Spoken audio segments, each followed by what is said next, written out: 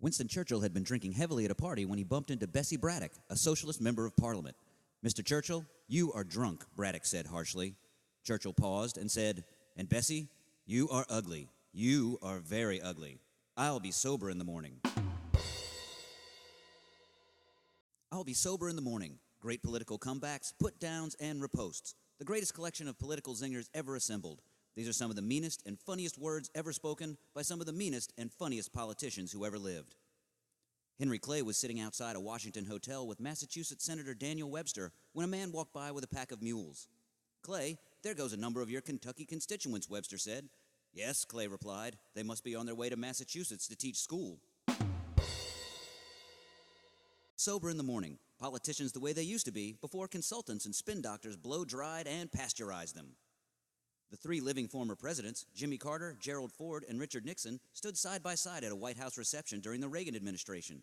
Observing the three standing together, Senator Bob Dole said, "There they are. See no evil, hear no evil, and evil." I'll Be Sober in the Morning, edited by Chris Lamb with cartoons by award-winning illustrator Steve Steglin and published by Frontline Press. During the Democratic primaries in 1960, Senator Lyndon Johnson and his family believed that LBJ would ultimately be the party's nominee for president. But at the convention in Los Angeles, the nomination went to John F. Kennedy. Johnson would, instead, be JFK's running mate. Johnson's mood darkened when one of his daughters was late returning from Disneyland. As the Johnsons hurried for the convention, LBJ groused, "We didn't come out here to see Disneyland."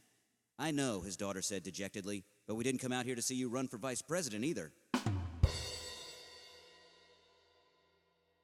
I'll Be Sober in the Morning, featured on NPR, on MSNBC, and on dozens of radio shows across the country. Writer Dorothy Parker and U.S. Representative Claire Booth Luce bumped into each other entering a restaurant. "Age before beauty," Luce sniffed, stepping aside. "And pearls before swine," answered Parker as she walked by. I'll Be Sober in the Morning. Entertain your friends, sharpen your wit. Don't lie awake at night thinking of your next comeback. During one of the Lincoln-Douglas debates, Stephen Douglas told their conservative audience that he had once seen Lincoln selling liquor. When it was his turn to speak, Lincoln did not dispute the charge.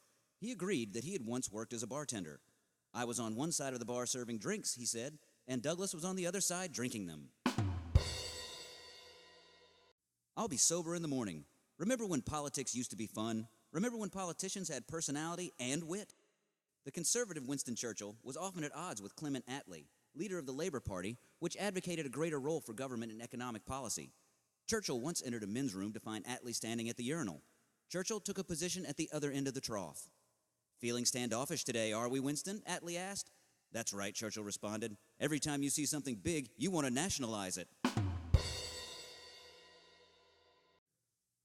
I'll Be Sober in the Morning. Great political comebacks, put-downs, and riposts. Edited by Chris Lamb, published by Frontline Press. I'll Be Sober in the Morning is available at all bookstores, at Amazon.com, or directly from Frontline Press at FrontlineLTD.com. Don't let another election pass without your copy of I'll Be Sober in the Morning.